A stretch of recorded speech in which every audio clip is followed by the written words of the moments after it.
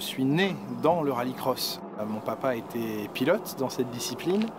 J'étais programmé pour vivre, ressentir des émotions, grandir dans une discipline de sport mécanique.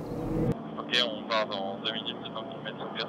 Et c'est évident que le pilotage, quand on est enfant, qu'on voit son père rouler, qu'on voit des pilotes en action, on a envie de faire comme eux, on a envie de devenir pilote.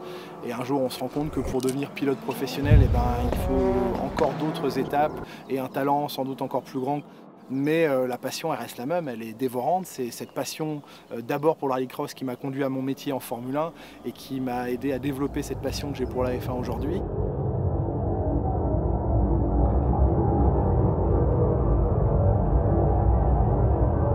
La joie d'une victoire, la déception d'une course qu'on pensait pouvoir gagner et qu'on a perdue, ça je l'ai vécu à mon petit niveau en rallycross. Mais c'est vrai que quand on est face à des feux à 5 de front et qu'il faut s'élancer vers le premier virage qui est en aveugle, ça c'est des émotions, c'est un stress, c'est une adrénaline qui est fantastique à ressentir.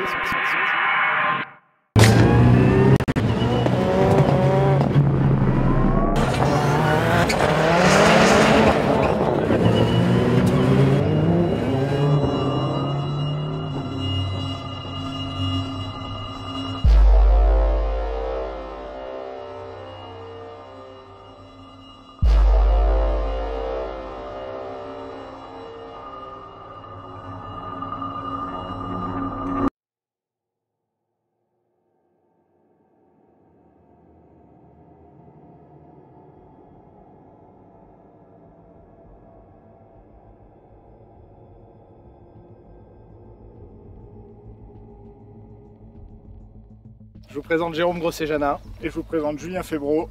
Il est plus jeune que moi, il est plus grand que moi et il conduit mieux une voiture de course que moi, donc il est très énervant. Et il est plus vieux que moi, il est plus petit que moi, mais par contre c'est le commentateur le plus rapide du monde. Le projet il est né de rencontres déjà. Il y a notre rencontre parce que je pense qu'on s'apprécie bien, qu'on est sur la même longueur d'onde, qu'on a une vision des choses précise et que voilà, on aime avoir des rêves mais on n'aime pas rester rêveur. Et je pensais aux voitures du championnat du monde, je pensais aux voitures d'Andy Scott et il me dit il faudra que tu essayes ça un jour et voilà, il faudra que tu essayes ça un jour, on se retrouve à Faleras à le faire, pas au championnat du monde ou au championnat d'Europe, mais avec une voiture issue de cette race-là et voilà, mais c'est des discussions, c'est des rencontres, c'est des envies mutuelles de travailler ensemble et beaucoup d'énergie je trouve.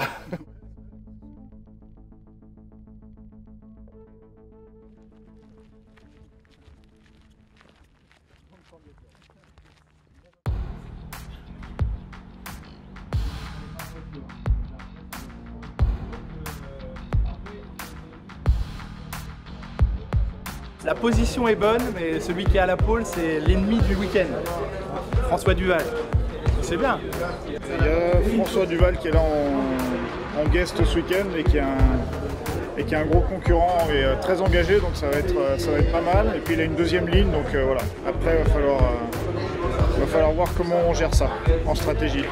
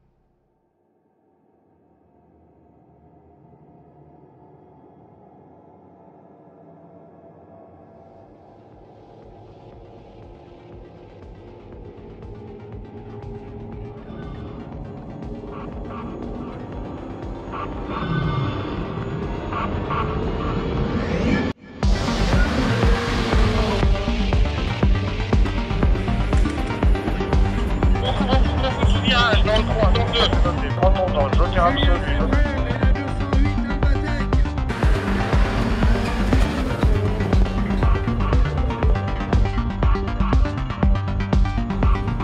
Allez, c'est bien là, on est patient. patient, Julien, on est patient.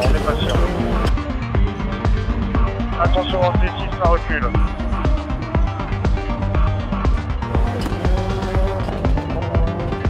Il y avait plein d'endroits où il y avait matière à faire des erreurs. À chaque fois, j'étais chaud sur le dernier frein et tout. Et bon, ça l'a fait. On a une victoire de manche. Maintenant, on va regarder les chronos des autres. Et puis, on espère que ça va nous faire remonter dans le classement.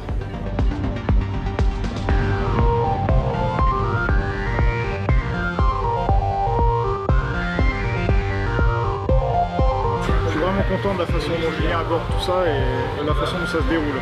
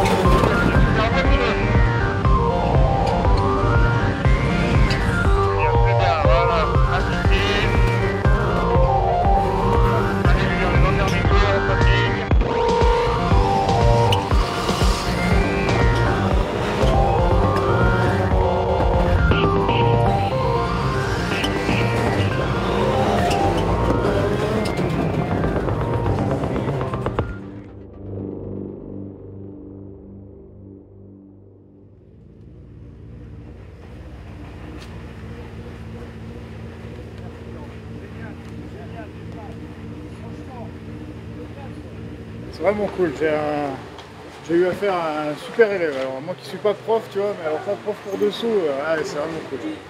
On a fait un gros travail conjoint de stratégie, de compréhension, d'ambition, de montée en puissance et tout.